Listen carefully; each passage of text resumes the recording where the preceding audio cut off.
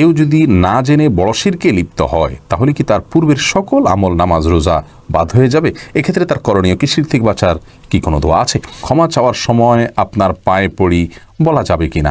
আমার হাজবেন্ড মারা গেছেন, আমি অনেক ধৈর্য ধারণ করার চেষ্টা করেছি, মাঝে মাঝে তাকে হারানোর কষ্ট আমার এত বেশি হয় যে আমি দোয়া করি যাতে আমি কয়েকদিনের জন্য কোমায় চলে যেতে পারতাম, এতে করে আমি কয়েকদিনের জন্য কষ্ট সহ্য করা থেকে বাঁচবো। এই দোয়া করলে গুনাহ হবে কিনা? আর বিলম্ব না করে শুরু করি আপনাদের যে সমস্ত প্রশ্ন ইতিমধ্যে আমাদের কাছে এসছে সেগুলোর উত্তর দিয়ে। রাবেয়া বসরি আপনি জানতে চেয়েছেন, কেউ যদি না জেনে বড় শিরকে লিপ্ত হয় তাহলে কি তার পূর্বের সকল আমল, নামাজ, রোজা বাদ হয়ে যাবে? এক্ষেত্রে তার করণীয় কি? শিরক থেকে বাঁচার কি কোনো দোয়া আছে? বোন রাবেয়া, শিরকে যদি লিপ্ত হন, বড় শিরকে, তাহলে তার পূর্বের সমস্ত আমল বরবাদ হবে। আল্লাহ রাব্বুল আলামিন কোরআনে কারিমে বলেছেন তার রাসূল সাল্লাল্লাহু আলাইহি সাল্লামকে যে ওয়ালাকাদ উহিয়া ইলাইকা ওয়া ইলাল্লাযিনা মিন ক্বাবলিক, হে রাসূল আপনার প্রতি এবং আপনার পূর্বে আগমনকারী সকল নবী রাসূলদের প্রতি ওহী নাযিল করা হয়েছে, লাইন আশরাকতা লা ইয়াহবাতান্না আমালুক, এই মর্মে যে আপনি যদি নিজেও শিরকে লিপ্ত হন আপনার সমস্ত আমল বরবাদ হয়ে যাবে। এজন্য শিরকে আকবরে লিপ্ত হলে, বড় শিরকে লিপ্ত হলে সমস্ত আমল বরবাদ হয়ে যাবে। তবে শিরকে আকবরে লিপ্ত হয়ে যদি কেউ তওবা করে ফেলেন না বুঝে লিপ্ত হওয়ার কারণে, আশা করা যায় আল্লাহ রাব্বুল আলামিন অবশ্যই ক্ষমা করবেন। আল্লাহ তাআলা ক্ষমা করবেন, ওয়াদা করেছেন, বিধায় ক্ষমা হবে, এতে কোনো সন্দেহ নাই।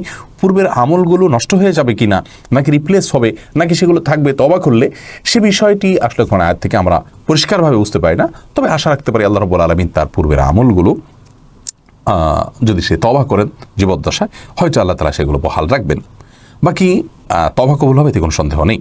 আর শিরক থেকে বাঁচার দোয়া হলো আল্লাহুম্মা ইন্নী আউযু বিকা আন উশরিকা বিকা ওয়া আনা আ'লাম ওয়া আস্তাগফিরুকা লিমা লা আ'লাম। আল্লাহুম্মা ইন্নী আউযু বিকা আন উশরিকা বিকা ওয়া আনা আ'লাম ওয়া আস্তাগফিরুকা লিমা লা আ'লাম। হে আল্লাহ, আপনার কাছে আমি আশ্রয় চাই এই মর্মে যে আমার জ্ঞাতসারে বা অজ্ঞাতসারে কোনো শিরক হওয়া থেকে যেন আমি বেঁচে থাকতে পারি, আপনি আমাকে আশ্রয় দান করুন। আল্লাহর কাছে এই মর্মে আপনি দোয়া করবেন। এই দোয়াটি কোনো কোনো বর্ণায় আবু হুরায়রা রাদিয়াল্লাহু তাআলা আনহুকে নবী সাল্লাল্লাহু আলাইহি ওয়াসাল্লাম শিক্ষা দিয়েছেন, বর্ণিত হয়েছে। তবে এই হাদিসের মান আমার যাচাই করার সুযোগ হয়নি, কিন্তু দোয়ার অর্থের ভিতরে কোনো খারাপ কিছু নেই। অতএব সুন্নাহ মনে করা ছাড়াও আপনি এই দোয়া পড়তে পারেন, কোনো সমস্যা নেই। এরপর আমি যে প্রশ্ন দেখতে পাচ্ছি, সিরাজা মনিরা বোন আপনি জানতে চেয়েছেন, ক্ষমা চাওয়ার সময় আপনার পায়ে পড়ি বলা যাবে কিনা? বলা যেতে পারে, এটা কথার কথা। আর পা ধরে যদি ক্ষমা চাওয়া হয় তাহলে এটাকে সিজদার সাথে সাদৃশ্যপূর্ণ বলা যায় না, বরং ক্ষমা চাওয়ার অ্যাপ্রোচটা, আমি যে তার কাছে দুঃখ প্রকাশ করছি, এটা কিভাবে প্রকাশ করব? এক এক অঞ্চলে মানুষের এটার ভাব প্রকাশের সংস্কৃতি সম্পূর্ণ ভিন্ন। কোরআন হাদিসের সাথে সরাসরি সাংঘর্ষিক না হলে, যেমন কথার কথা মাথা যদি তার পায়ে কপালে ঠুকে দিয়ে তারপরে বলে, তাহলে সেটি তো অবশ্যই গ্রহণযোগ্য নয়, সেটি তো সিজদার নামান্তর। কিন্তু যদি পায়ে পড়ি বলে মুখে, বললেই তো আর পড়ে যায় না, অতএব এটাতে কোনো অসুবিধা নেই। আর দ্বিতীয় হলো, পা ধরে ক্ষমা চাওয়ার বিধান কি? হ্যাঁ, পাটা ধরে ক্ষমা চাওয়ার মানে হলো দাঁড়ানো অবস্থাতে তার মাথা ঝুঁকেছে এমন না, জাস্ট বসা অবস্থায় হতে পারে, পা ধরেছে, তার মানে তার কাছে সে দুঃখ প্রকাশ করেছে, এটা প্রকাশ করবার জন্য। অতএব এটাকে আমি শিরকের অন্তর্ভুক্ত হবে বলে মনে করছি না। করে ফাহাদ ফাতেমা আপনি জানতে চেয়েছেন, আমার হাজবেন্ড মারা গেছেন, আমি অনেক ধৈর্য ধারণ করার চেষ্টা করেছি, মাঝে মাঝে তাকে হারানোর কষ্ট আমার এত বেশি হয় যে আমি দোয়া করি যাতে আমি কয়েকদিনের জন্য কোমায় চলে যেতে পারতাম, এতে করে আমি কয়েকদিনের জন্য কষ্ট সহ্য করা থেকে বাঁচবো। এই দোয়া করলে গুনাহ হবে কিনা? বলে দোয়া করলে গুনাহ হবে। এর কারণ হলো, আপনি কোমায় চলে যেতে চাওয়া, এটা মানে হলো আপনি অসুস্থ হয়ে যেতে চাচ্ছেন বা আপনি মৃত্যু চাচ্ছেন, এরকম যদি হয় তাহলে সেক্ষেত্রে এই দোয়াগুলো একজন ইমানদারের জন্য কখনো শোভনীয় নয় এবং জায়েজ নয়। তার সবচেয়ে বড় কারণ হলো যে আল্লাহ রাব্বুল আলামিন আর কাছে নেয়ামত, সুস্থতার নেয়ামত কামনা করতে হয়, অসুস্থতার নেয়ামত নয়। আপনি যদি কষ্ট পেয়ে থাকেন আপনার স্বামীর মৃত্যুতে, মানুষের জন্য মানুষের এত বেশি কষ্ট হওয়া উচিত নয়। এটা হলো প্রথম কথা। মানুষকে অন্তরের গভীরে এতটা জায়গা দেওয়া উচিত নয় যে তার মৃত্যুতে আমি পাগলের মতো হয়ে যাব।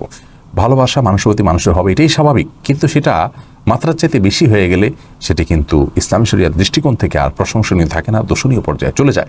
এই জন্য বোন আমার, আল্লাহ রাব্বুল আলামিনকে শুধু সর্বোচ্চ পর্যায়ের ভালোবাসা দিতে হয়। ওয়াল্লাযীনা আমানু আশাদ্দু হুব্বান লিল্লাহ, আর যারা আল্লাহর প্রতি ঈমান এনেছেন তারা আল্লাহকে সবচেয়ে কঠিনভাবে ভালোবাসেন। অতএব সে ভালোবাসার অন্য কারোর প্রতি হওয়া উচিত নয়, অর্থাৎ এই মাত্রা ভালোবাসার দিকটি খেয়াল করতে হবে আমাদেরকে। আল্লাহ তাআলা তৌফিক দান করুন। আর আপনার কষ্ট হচ্ছে, তার জন্য ধৈর্য ধারণ করবেন, এটাই তো আপনার জন্য পরীক্ষা আল্লাহর পক্ষ থেকে। পরীক্ষার বিনিময়ে তো আপনি পরীক্ষা জেতার বিনিময়ে বা পরীক্ষা জয়ী হওয়ার বিনিময়ে তো আপনি আল্লাহর কাছে জান্নাতের মতো পুরস্কার লাভ করবেন। আস-সাবরু সাওয়াবুহু আল জান্নাহ, ধৈর্যের বিনিময় হলো জান্নাত। আল্লাহ রাব্বুল আলামিন ধৈর্যশীলদের সাথে থাকেন। এটাই তো ধৈর্যের পরীক্ষা। এখন আপনি কমায় গিয়ে যদি আপনি এই কষ্ট লাঘবের চেষ্টা করেন, তাহলে তার ধৈর্যের পরীক্ষা আপনি উত্তীর্ণ হলেন না। বিধায় এই বিষয়টি আপনার জন্য জায়েজ হবে না বোন। আল্লাহ তাআলা আপনাকে সবরের তৌফিক দান করুন, আমরা দোয়া করি।